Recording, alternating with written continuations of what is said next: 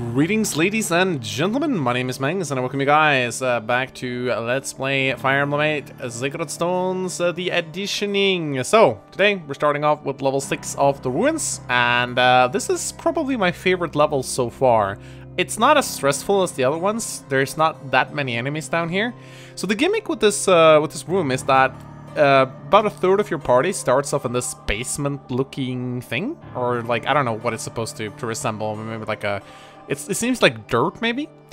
And they're trapped in there with a bunch of spiders, and the rest of the party needs to split up into two and go each their way to rescue them, if you will. Now, of course, what I ended up doing was just place my strongest units in the center, and they are pretty much fine. They don't need rescuing, but I love this map, actually. This is a really cool gimmick. This is a really cool idea, and it shows how you can create an interesting map simply by altering the starting position of your units. You don't really need specific gimmicks. Like, you don't need floating platforms or elevators or shit like that. Just, you know, split your party up. And I've said this before. I said this many times in Revelations. I really like maps that force you to split up. One of my favorite maps of all times, or rather, one of my favorite endgame maps of all times, is actually the last chapter of Fire Emblem 1, Fire Emblem 3, and Fire Emblem 11, Shadow Dragon, where you have to assault Medius' castle and your party starts up, like, split up into 3 groups. I really like that. I like splitting up parties. I don't think you should do it all the time, but I think particularly for, like, final chapters where you take on, like, a boss at the end of an act or something, it's definitely... I think the game should, to some extent, force you to split up. Not just by forcing you to split up your party in the battle preparations, but, you know, merely, like, for example, like Fire Emblem 6 did in its final chapter, where you have to, like, unlock the 2 buttons in order to get to Sephiel. I really like that, because when you split up your party and you fight in multiple parts of the map, I don't know, the map just feels a lot more intricate, it feels bigger, and it feels a lot more advanced, and it feels like your group really has to, like, push themselves to their limits. You can't just have one strong unit carry the entire load of the chapter. You actually, like, every single unit has to chip in, and what I really liked about this chapter is that every single unit on the map has some sort of purpose. You got Tiki and Pence and Marisu on the left flank. They're, like, Tiki is kind of responsible for tanking, Marisu is dancing, and, you know, you got Pent with his physics staff. He can assist the middle with some healing, and he's mainly there just as a backup unit. In the middle, we got Saber, Franz, Louise, and Fear, who is really, like, taking the brunt of the spiders and the eyes that are coming their way, as well as some skeletons.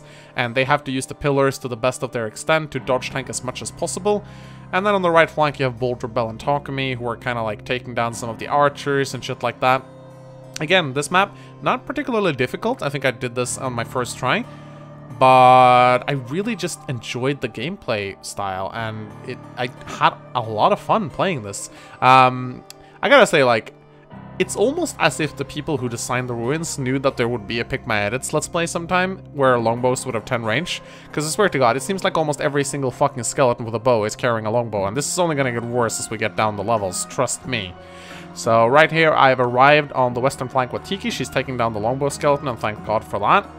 I actually ran into somewhat of a nasty combo. The Medusa have a stone spell, and they're fairly accurate with it. And when they stone my units, the longbow archers suddenly start hitting me and critting me, because of course when you get stoned, your avoidance gets set to 0, and enemies get a 30% crit bonus against you. And this will always, like, I think that they get like an innate 30% bonus regardless of your luck. Or maybe it is that, maybe just that they set your crit avoid to 0. I'm actually not sure what it is, but it just ended up being very nasty to suddenly have my units turn to stone, and then the longbow skeletons would suddenly start critting them. Not fun at all. And of course, at this point, I'm really starting to run low on healing, and I really can't afford to take that much damage. I get poisoned there by one of the fucking spiders. But aside from the fact that I have to play a little bit carefully, I can't just rush in. I have to be very cold and calculated with my movements. I really enjoyed the hell out of this chapter. This is like one of the first chapters in the Ruins that I've genuinely really enjoyed. And it really speaks volumes for how much you can improve a chapter merely by, you know, its design and where you choose to place your starter units. It's really a lesson to be learned for anyone designing maps, I think, and especially how you can make an indoor chapter so enjoyable such as this. And especially considering you're just facing monsters, which are pretty boring, although in this Pick My Edits, I do think that the eyes add a very interesting layer of complexity, because they have tree range, so you can't kill them on enemy phase. You have to kill them on player phase unless you have the Glacial Sword. you have to be constantly aware that the spiders might proc their big shield and not take damage, so you can't just rely on safely killing them because they're so tanky. The skeletons, of course, have different... I mean, they're not altered in any way. Their edits don't really matter here. They can move on ocean. Woo, not much ocean down here. But yeah, I am mopping up the last enemies right here. And yeah, this was a really fun chapter, and I really, really enjoyed it.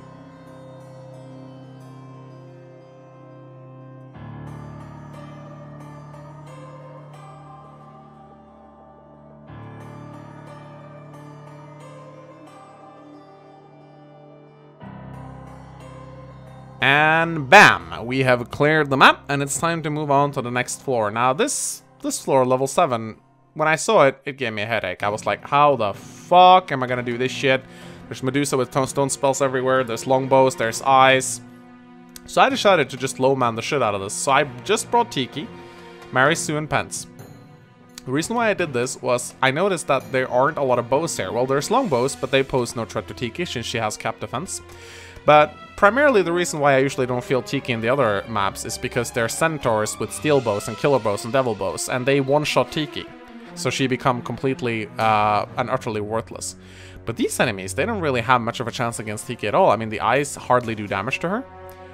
And every single other enemy on this map, while some of them double her, they don't really penetrate her defenses. So I decided, okay, I'm just going to low-man this. It's going to take a long time, naturally, but I'm just going to find myself a nice little choke, and I'm going to let the eyes come to me. And the reason why I placed myself with this choke in particular is because I will force a lot of the eyes to attack Tiki from 2 range rather than 3 range, as you can see right here. Look at how the eyes are behaving. Because, of course, if they can't attack Tiki from 3 range, it's not like they're not going to attack, they're just going to attack her from 2 range instead. So using a choke point to my advantage really helps in the situation. Now, this is of course very scary. I don't have any more restore staves, so if Tiki gets stoned, I'm gonna have to be very creative, and you'll see me be very creative in a very short while. But first things first, I have to clean up all of the eyes. There's also a chest here, which I'm going to open soon. I don't exactly remember what it contained right now. Yeah, white gem. Well, completely useless, in other words. There's no... I mean, you got the armory down here, but it only sells trash. I mean, it does sell healing staves, so there's that. So at least you can get some backup healing. It's not like you're gonna run out of healing, but... I do prefer the men's staves, but at least I have enough money to buy as many healing staves as I want. I don't think I ever did that, but I should have perhaps done that sometimes. So yeah, I'm just cleaning up the monsters right here, and I will be back momentarily. For now, I'm just, you know, moving my units around and cleaning up some trash.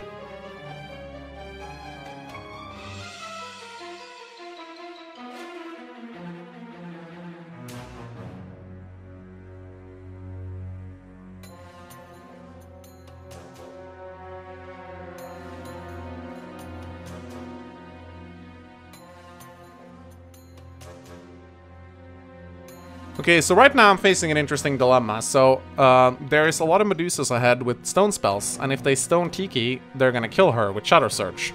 So what I'm gonna have to do right now is, that little cut you saw there was actually just me breaking the longbows.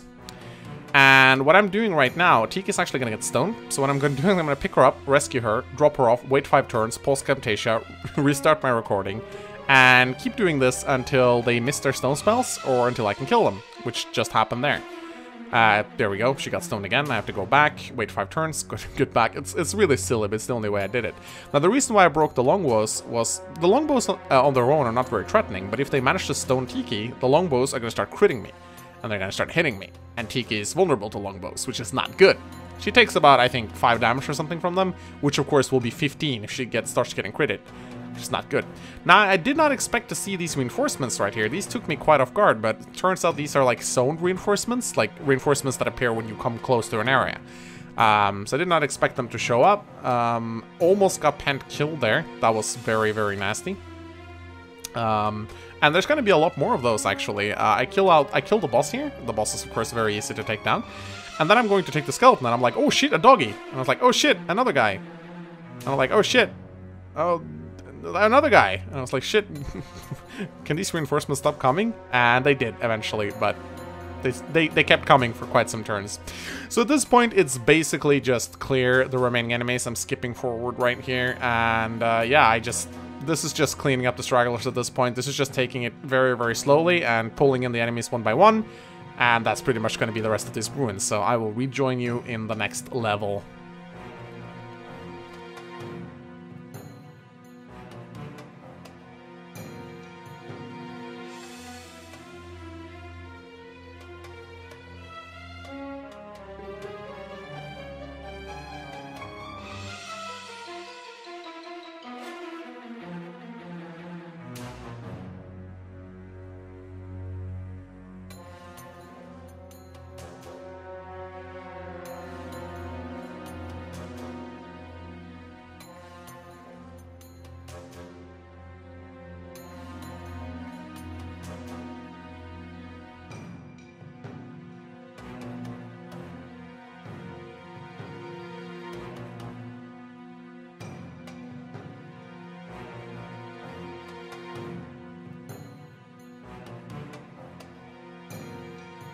And bam! We cleared the map, and it's time to proceed to the next floor. Now, this one starts a little bit abruptly, because I actually fucked up a little bit here. I immediately started the map without doing the battle preparations, and then I forgot to make a save state at the start of the level, so yeah, I didn't get to do battle preparations. So I was like, okay, I guess this is the team I'm going with. Luckily, I was pretty well equipped since Tiki was the only one doing anything in the last chapter. So it ended up not being too bad, and I got all the units that I wanted to get. Although Takumi would have been pretty good here with this longbow. There's a lot of eyes here with Shadow Shot. So the gimmick of this fucking level is that it's a water temple map. Lovely. I was like, you know, I always praised Fire Emblem 8 for not having a water temple map. Turns out it fucking had a water temple map. It was just that it was located in level 7 of the fucking Lagdou ruins. Oh my god, I hate water temple maps. It's probably the worst gimmick Fire Emblem ever made, like in the Game Boy Advance era. I don't think water temple maps are prevalent in any of the other titles, but the Game Boy Advance games fucking, like, it got introduced in a Gaiden chapter in Fire Emblem 6, and then Fire Emblem 7 also had it in a Gaiden chapter.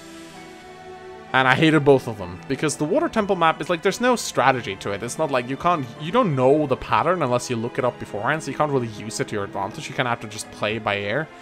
And it basically, most of the time, it's just going to leave your units stuck in the ocean, and it's just going to be super annoying. Now, the enemies of this chapter aren't particularly threatening. It's mostly gargoyles and ice and a couple of cyclops. Nothing I can't deal with. Belle is very useful here. She can one-round the ice. And the gargoyles, while pretty nasty, are also pretty easy, because their edits don't really matter here, because, yeah, they have cap defense, so does everyone else, so they don't end up being unique at all. And, yeah, it's pretty much just slowly kill enemies, wait for the water to go away, and just make your way slowly up to the top. Now, yeah, as you can see right here, this happens all the fucking time. Luckily, you have flyers who can transport your units away, but this shit just really fucking annoys me. And this water temple map is particularly annoying because it, like in the other water temple maps, at least are a little bit nice with you, and they try to make some paths for you based on where you should be. But this water temple map just goes, fuck you. Now, oh, you're here? Okay, now I'm gonna remove the tiles so you can't be here anymore. Haha. You're on the level 7 of the ruins now, bitch. I'm not gonna play fair. And it just ends up slowing down the map to a crawl and being super annoying, and it happens all the time as well. Now, these eyes are actually stationary. I sent Tiki in, and I also think I caught a lucky break here, because in a very short time, those stairs are going to start spawning centaurs with very nasty weapons. I think one of them has like a battle axe. So I get the brilliant idea. I'm actually going to use 2 bolting tomes right now to kill this guy. Because he can proc a Pierce and kill Tiki, and I don't want that. So I'm actually dancing for Sluis right here and expending my last bolting to kill him and placing Tiki on top of the stairs. And I'm like, okay, now I think I just prevented most of the reinforcements coming from there, and I'm really happy about that. Because if centaurs with longbows started spawning from the stairs there, I would have been in a lot of trouble, because they would have started raining down hell on Marisu and my other weaker characters. So right now, this rest of this level is basically just move slowly forward, pull monsters one by one. There's going to be some reinforcements coming in, but they're not really going to be a big deal. The rest of this chapter is pretty much a breeze. So I will rejoin you guys in the next level.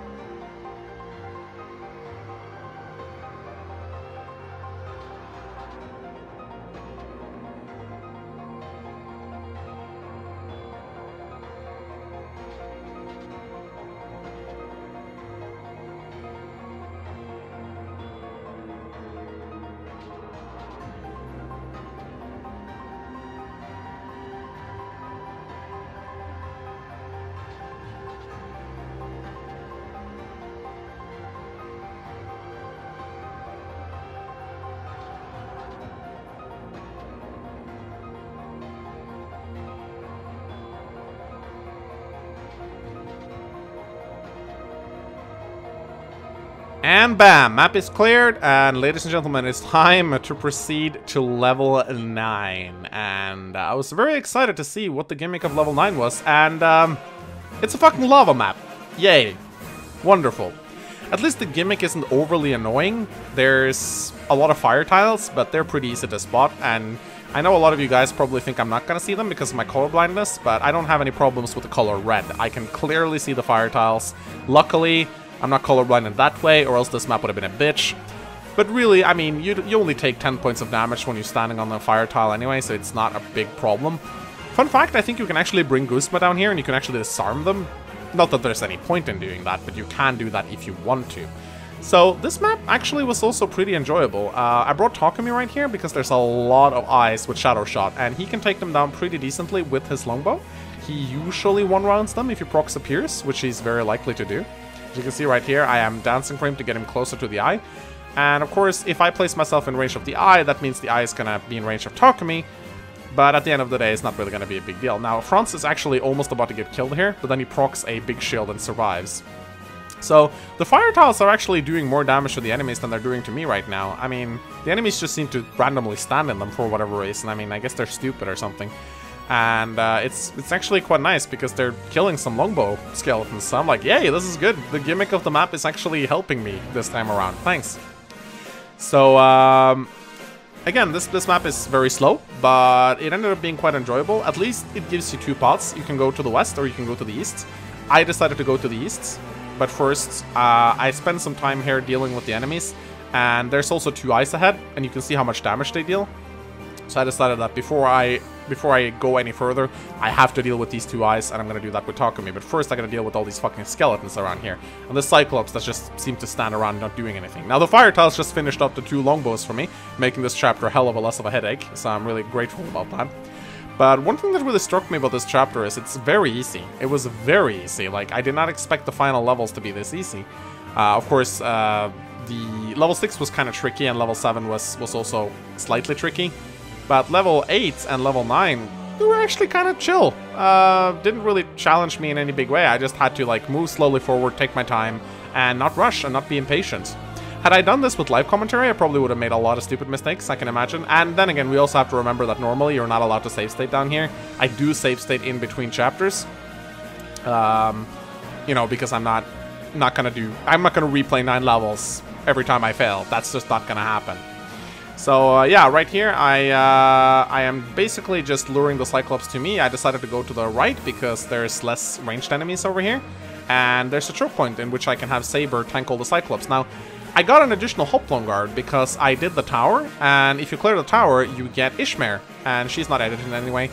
But she comes with a Hoplon guard. No, never mind. Kalak, aka Joshua. I actually got Joshua as a playable unit. Now, all of the bonus characters sucks. I'm pretty sure Anthony's good, but in order to get Anthony, I have to clear the ruins, which, you know, I'm in the process of doing right now.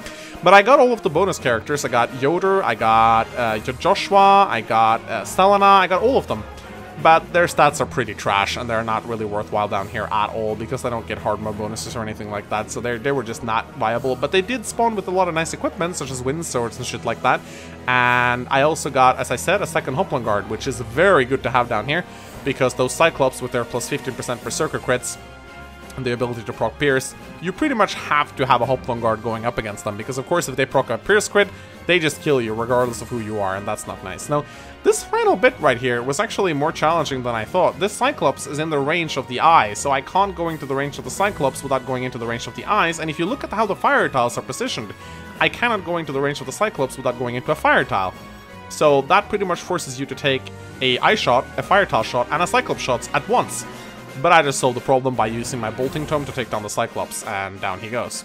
He could have proc big shields, but I was lucky and I was able to take him down, which allows me to advance forward. Now this last part right here was deceptively difficult because the fire tiles are just everywhere, and sure, they only deal 10 damage, but in addition to other damage you might take, it can actually end up killing you. As you can see like there, Franz almost died. He was like down to like 5 hit points or something like that. I just healed him up. But again, this last part of the map turned out to be more of like a puzzle than I thought it would be. Reminds me a little bit about how Conquest did their shit, so yeah, the ruins are actually a lot better designed than I thought they would be. But in the end, I managed to make my way over to the final Cyclops. Of course, I'm definitely afraid of just getting a random crit right here. Fear is pretty much unhittable by them, so Fear and Saber are really the only units that I can safely use to go up against these guys. I wasn't sure if the boss would move. He didn't end up moving, but even if the boss have lowered stat, I still want to be a little bit careful.